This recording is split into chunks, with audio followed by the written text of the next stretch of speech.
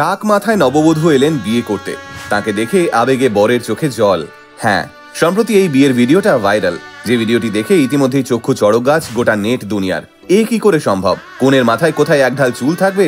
নিজের পক্ষে চুল তো থাকবে, সেখানে কিনা লেহেঙ্গা গয়নাগাটি পরে এক মাথা টাক নিয়ে হেঁটে আসছেন কনে।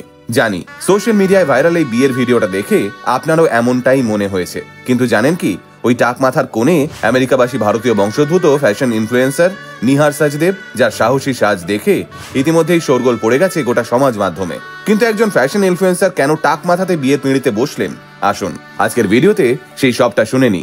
আগেকার দিনে পাত্রপক্ষ পাত্রী দেখতে এসে সর্বপ্রথম পাত্রীর মাথার চুল দেখতে চাইতেন, আর সেই দেখে বিবেচিত হতো পাত্রীকে পছন্দ কিনা। যদিও যুগ বদলেছে, কিন্তু মানুষের কাছে মাথার চুলের গুরুত্ব এক ফোঁটাও কমেনি। আজকাল পোশাকের সঙ্গে রং বেরঙের হেয়ারস্টাইল যে ফ্যাশনের এক গুরুত্বপূর্ণ অঙ্গ, সে কথা আর বলার অপেক্ষা রাখে না। সম্প্রতি গোটা দেশ জুড়ে ভাইরাল হয়েছে ফ্যাশন ইনফ্লুয়েন্সার নিহারের বিয়ের ভিডিও। নিহার আমেরিকাতে থাকলেও ভারতীয় ফ্যাশনকে, সর্বোপরি ভারতীয় সংস্কৃতিকে গোটা পৃথিবীর সামনে এনে তুলে ধরেছেন। ভিডিওটিতে দেখা যাচ্ছে নিহার সাবেকি সাজের ভারী লাল লেহেঙ্গা এবং গা ভর্তি গয়না পরে বিয়ের সাজে মণ্ডপের দিকে এগিয়ে আসছেন। মণ্ডপের আরেক প্রান্তে বর বেশে দাঁড়িয়ে রয়েছেন তার ভালোবাসার মানুষটি। নিহারের মাথার উপর থেকে লাল ভেল ঝুলছে, একেবারে রাজকন্যার মতো নিখুঁত সাজ, কিন্তু নিহারের মাথায় টাক। যদিও সেই টাক মাথাতেই শোভা বাড়াচ্ছে টিকলি। নিহার জানান, তিনি বরাবরই চিরাচরিত সৌন্দর্যের ছক ভেঙে নতুন কিছু করতে চেয়েছেন, কিন্তু দুর্ভাগ্যবশত বিয়ের মতো গুরুত্বপূর্ণ দিনে সেটা ইচ্ছাকৃত করতে হয়নি। কারণ নিহারের যখন মাত্র 6 মাস বয়স, সেই সময় নিহারের ধরা পড়ে অটো ইমিউন রোগটি। ছোটবেলা থেকেই যে রোগের বহু চিকিৎসা করেও কোনো লাভ হয়নি নিহারের। উল্টে একটা সময় পর মাথার নির্দিষ্ট একটি অংশে অ্যালোপেশিয়া ধরে যায় নিহারের, আর সেই অ্যালোপেশিয়া ধীরে ধীরে গোটা মাথায় ছেয়ে যায় তার। মানুষের সৌন্দর্য মানুষের মাথার চুলে। কালো কুচকুচে মাথা ভরা এক ঢাল চুল কার না পছন্দ বলুন? আর সেই চুলই যখন মাথা থেকে উঠতে শুরু করে, তখন তার থেকে বেশি যন্ত্রণার বোধহয় আর সত্যিই কিছু হয় না।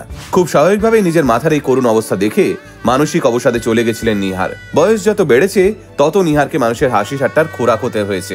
এক মাথা টাক নিয়ে আয়নার সামনে দাঁড়ালে নিজেরই কান্না পেত নিহারের, তবুও ঘরে বাইরে সব জায়গায় লড়েছেন নিহার। নিহার আসলে বুঝতে পেরেছিলেন, সবার আগে নিজের কাছে নিজেকে গ্রহণ করতে হবে, নিজেকে ভালোবাসতে হবে, তবেই সেই আত্মবিশ্বাস নিজের মুখে চোখে ফুটে উঠবে।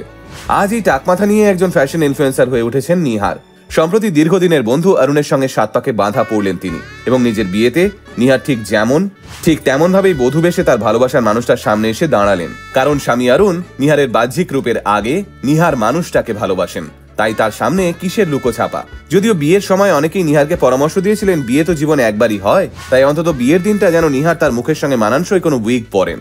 কিন্তু নিহার তা একেবারেই চাননি, আর তাই গোটা পৃথিবীর সামনে টাক মাথা নিয়েই আত্মবিশ্বাসের সঙ্গে কোণের সাজে নিজেকে মেলে ধরেছেন নিহার। এবং যারা নিজেদের শারীরিক খুঁতগুলো নিয়ে সমাজের সামনে আসতে লজ্জা পান, তাদের চোখে আঙুল দিয়ে দেখিয়ে দিয়েছেন, আগে নিজেকে ভালোবাসো, তবেই গোটা দুনিয়া তোমায় ভালোবাসবে।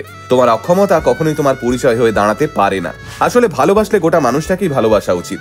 সে কেমন দেখতে, সে রোগা না মোটা, বেঁটে না লম্বা, ফর্সা না কালো, এইসব দেখে আর যাই হোক ভালোবাসা হয় না। তাই নিহার সত্যিই একজন ভাগ্যবতী নারী, যিনি অরুণের মতো এমনই একজন মানুষকে তার জীবন সঙ্গী হিসেবে পেয়েছেন।